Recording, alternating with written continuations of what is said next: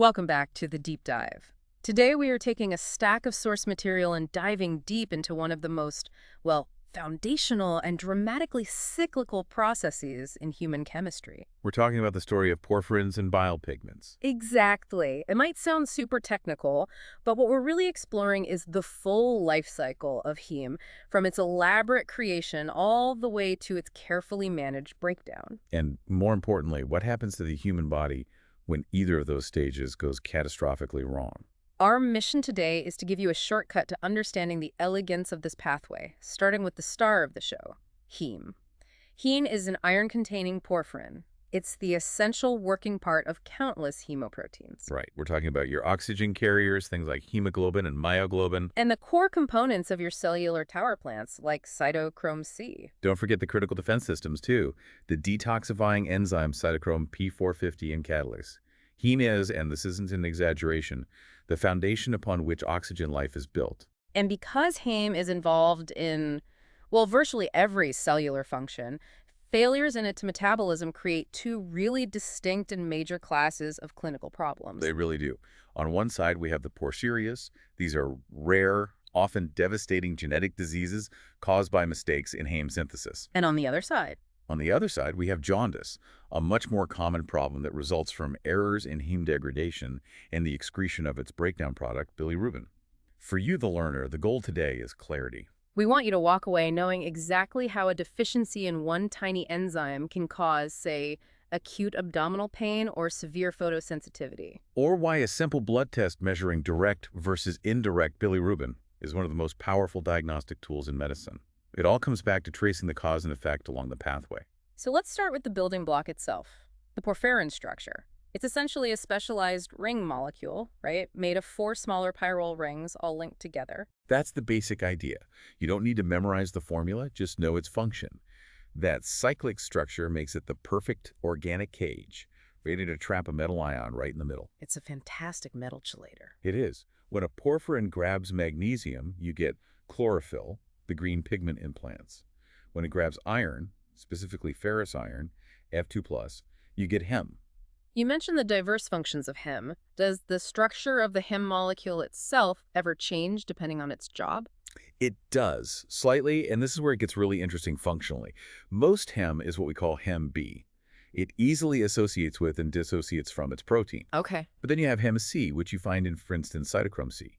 Heme C forms these strong covalent bonds, thioethers, links to its apoprotein. So it's basically locked in place. Exactly. That structural difference means heme C isn't going anywhere, ensuring maximum stability. And if you think about the bigger picture, this is vital for something like the electron transport chain, where that iron absolutely has to stay in position to pass electrons reliably. That makes perfect sense. The job determines the structural commitment. Okay, so let's trace the journey of making this complex molecule. We know most of it happens in bone marrow cells for hemoglobin, but what about the rest? And where inside the cell? It's a 2-location job, a classic example of cellular teamwork, really. It starts and finishes in the mitochondria, but the middle steps, they happen out in the cytosol. And while the bone marrow handles most of it? About 85%, yeah. The liver, the hepatocytes, is responsible for most of the rest, primarily to supply the crucial cytochrome P450 enzymes. And critically, mature red blood cells have no mitochondria. So they can't make heme. They're completely incapable of it. Okay, let's get into the production line. Where do the raw materials come from? They're actually simple metabolic intermediates. You've got succinyl-CoA, Which you might remember from the TCA cycle. Ovary-1, and the amino acid glycine. In the mitochondrial matrix, these two condense to form gamma-aminolevulinate, or ALA. And this first step is catalyzed by ALA synthase, or ALAS. The source mentions 2 versions, ALAS1 and ALAS2. Why is ALAS1, the liver version, the most clinically important one here? Because ALAS1 is the master switch. It catalyzes the first committed step in a hepatic heme biosynthesis, which makes it the rate-limiting enzyme. So everything hinges on its activity. Exactly. And that makes it the primary target for regulation, which we'll definitely get to in a moment. So ALA is made in the mitochondria, but then it immediately moves out to the cytosol. What happens next? Once it's in the cytosol, 2 molecules of ALA combine. They form porphoblinogen, or PBG, a crucial intermediary. This reaction is catalyzed by ALA dehydratase, which is a zinc-containing enzyme. And here's where we hit our first major clinical hazard. Okay, what is it? Well, ALA dehydratase is extremely sensitive to inhibition by heavy metals, You mean like lead? specifically lead. When lead is present, this enzyme is effectively shut down, causing a backup of ALA. This pathway block contributes directly to some of the really severe neurological symptoms you see in lead poisoning. Wow. That's a powerful illustration. A tiny enzyme block leads to nervous system pathology. What about the rest of the cytosolic chain? The remaining steps in the cytosol are all about building and refining that ring structure. 4 PBG molecules join up and cyclize to form uroporphyrinogen III. That's the asymmetric, physiologically correct one. And then? Then, through a decarboxylation step, uroporphyrinogen III is converted to coproporphyrinogen III. Coproporphyrinogen III then heads back into the mitochondria for the final push. Exactly. Inside the mitochondria, 2 more oxidation steps take place, converting it first to protoporphyrinogen III and then to protoporphyrin III. This brings us to the final necessary step, Putting the iron in. incorporating the iron. Ferrous iron, F2+, is inserted into protoporphyrin III to form heme. This reaction is catalyzed by ferrochelatase, also known as heme synthase. And let me guess, this enzyme is also vulnerable to lead poisoning. You got it. So we have 2 key enzymes in the pathway, both sensitive to lead. That's why lead poisoning causes such a profound disruption in heme production. Let's circle back to regulation. You said ALAS1 is the master switch in the liver. How exactly does the body stop the production line when it has enough heme? It's a very elegant negative feedback loop.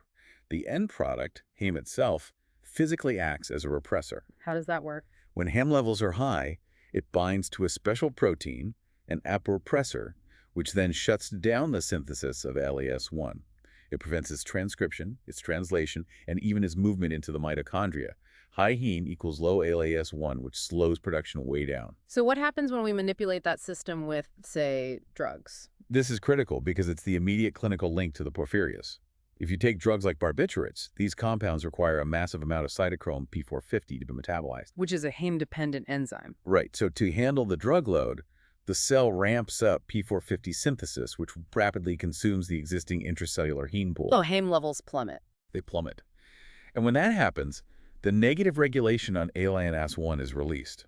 It's what we call derepressed. This causes a surge in ALAS1 production, pushing the whole synthesis pathway into overdrive. And the problem isn't making heme, it's what?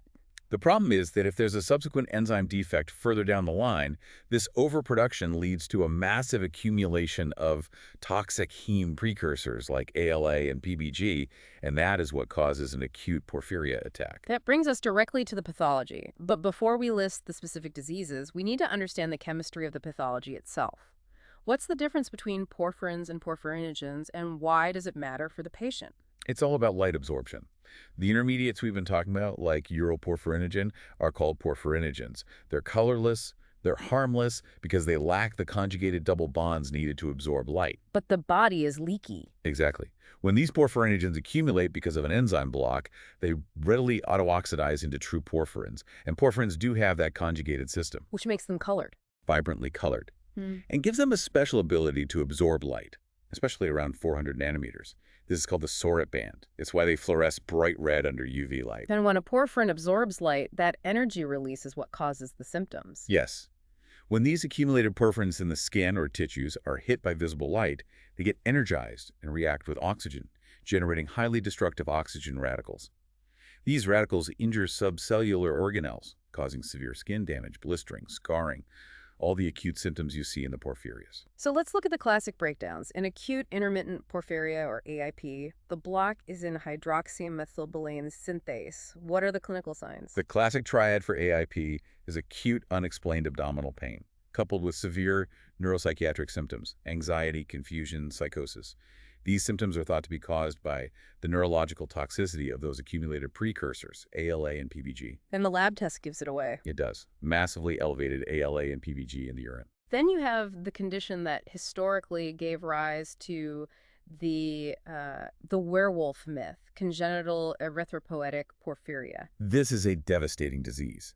The defect is in uroporphyrinogen III synthase, which leads to the accumulation of uroporphyrin I. These high levels cause extreme, painful photosensitivity, severe blistering, skin disfigurement, and even tooth discoloration. And the folklore connection. It's based on people with this disorder being pale, highly light sensitive, and suffering from facial disfigurement. And we can't forget the acquired defect we mentioned, lead poisoning. It hits both ALA dehydratase and ferrochelatase. Right, which results in a dual accumulation of ALA and coproporphyrin in the urine and protoporphyrin in the red blood cells. So for managing these acute porphyria attacks, the treatment seems pretty straightforward. You just have to shut down ALAS1. That's the goal. You do it by avoiding the induced drugs, feeding the patient massive amounts of carbohydrates, and, most effectively, administering hemotin. You give the patient the end product. You give them heme. It restores the feedback loop, represses LAS1, and quickly stops the flow of those toxic precursors. Okay, shifting gears entirely now.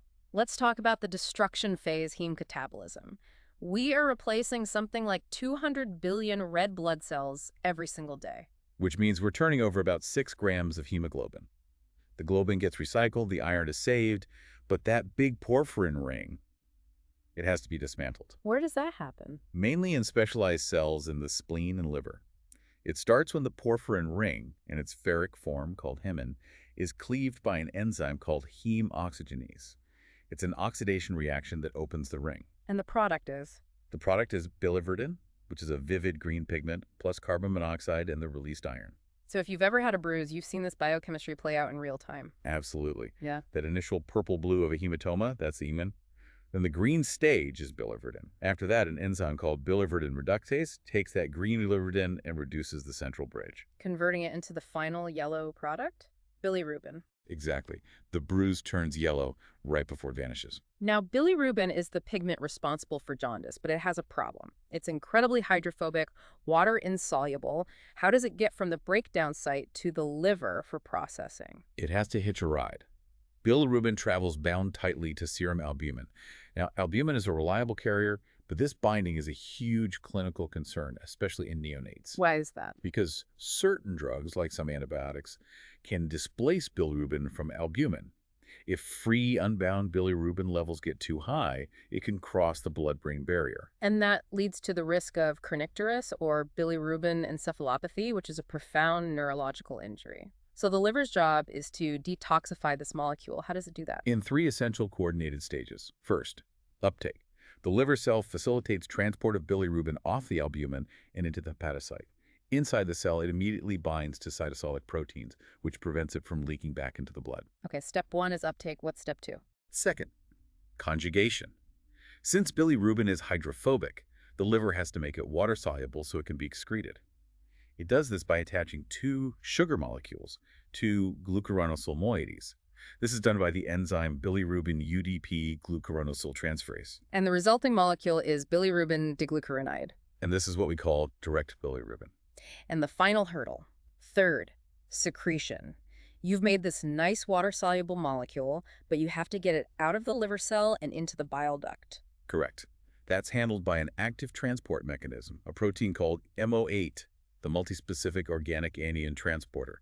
You can think of it as the high-security door for the liver. And what's fascinating here is that this MO8-mediated secretion step is typically the rate-limiting step for the entire process. Once that direct bilirubin is in the bile, it heads into the intestine. What happens there? It's the bacteria's job. In the large intestine, bacteria remove the glucuronyl sugars, and then they chemically reduce the bilirubin to a series of colorless compounds called urobilinogens. And these are eventually excreted. Most are oxidized to colored urobilins, which are what gives feces its color. A small amount gets reabsorbed into the circulation and recycled, the enterohepatic loop, with any excess being filtered and appearing in the urine. So when plasma bilirubin exceeds 2 to 2.5 milligrams per deciliter, it leaks into the tissues and you turn yellow jaundice. This brings us back to that critical distinction, direct versus indirect bilirubin. Why is that so important for diagnosis? Because it immediately tells you where the problem is located. Indirect bilirubin is the unconjugated hydrophobic form. Remember, this is the one that's fat-soluble and can cross the blood-brain barrier. And direct bilirubin Is the water-soluble conjugated form. It's the only one that can dissolve and appear in the urine. Okay, let's use that knowledge to pinpoint the 3 main causes of jaundice. First, pre-hepatic jaundice. This means the problem is happening before the liver. The most common cause is massive overproduction, usually from hemolytic anemia. Your red blood cells are being destroyed too quickly. The liver is healthy, but it's just overwhelmed. So the result is Markedly increased indirect bilirubin. Crucially, you will find no bilirubin in the urine, but you will see increased urobilinogen in the urine because the liver is working overtime, processing all that excess. Okay. Second, hepatic jaundice. This is damage to the liver itself, like hepatitis. Right. Liver damage messes up all three steps: uptake, conjugation, and secretion. So what you see are high levels of both direct and indirect bilirubin in the blood. The results for urine are variable, depending on how badly the liver is damaged. And finally, the cleanest clinical picture, post-hepatic jaundice, an obstruction after the liver. A gallstone or a tumor blocking the bile duct. If the duct is blocked, that conjugated, water-soluble direct bilirubin can't be secreted. It regurgitates back into the bloodstream, leading to a massive increase in direct bilirubin. And because no pigment gets into the intestine. The stool is pale. And because the conjugated bilirubin is water-soluble, it spills into the urine, giving you dark, frothy urine. The crucial finding here is that while conjugated bilirubin is present in the urine, urobilinogen, the bacterial product, is absent from the urine, confirming the total blockage. That is the ultimate clinical shortcut, and we can't forget the genetic and neonatal conditions that target this specific pathway. Exactly. The most common is neonatal physiologic jaundice. It's transient, caused by accelerated red blood cell destruction after birth, combined with the immaturity of the liver's conjugating enzyme. We manage this with blue light phototherapy. And the long-term genetic issues. They're all about that transferase activity. Crigler-Najjar type I is the complete absence of the enzyme, often fatal. Gilbert syndrome, on the other hand, is relatively harmless. You retain about 30% of transferase activity. And Dubin-Johnson syndrome. That's a defect in that critical MO8 secretion protein, which causes conjugated bilirubin to back up into the blood. So, to bring this complex story full circle, we started with the construction phase, driven by succinyl-CoA and glycine, and tightly regulated by ALA-S1 in the liver, a pathway that, when broken, causes the devastating porphyrias. And we followed heme to its end-of-life recycling, where hemooxygenase transforms it into the pigment bilirubin. And the liver's job, which really defines the clinical outcomes, is to make bilirubin water-soluble via conjugation and get it out via that MOA transporter. The ultimate practical knowledge you gain today is the power of that split bilirubin measurement. Remembering the difference between direct and indirect, especially when combined with looking at urobilinogen levels in the urine, provides the immediate diagnostic key. It lets you solve whether a patient's jaundice is caused by simple hemolysis, liver cell failure, or a physical obstruction. We've seen that genetic locks in the porphyrin pathway can lead to severe photosensitivity and neurological issues, tying back to the strange myth of the werewolf. We know that accumulated porphyrins cause cell damage through light-induced oxygen radicals. So here's a final thought. If the lysosome is one target, what specific cellular organelle besides lysosome might be most vulnerable to this photodynamic damage in the nervous system, given that the final steps of synthesis where the damage often originates are mitochondrial? Think about that link between the location of the pathway and the location of the resulting damage. Thank you for joining us for this deep dive.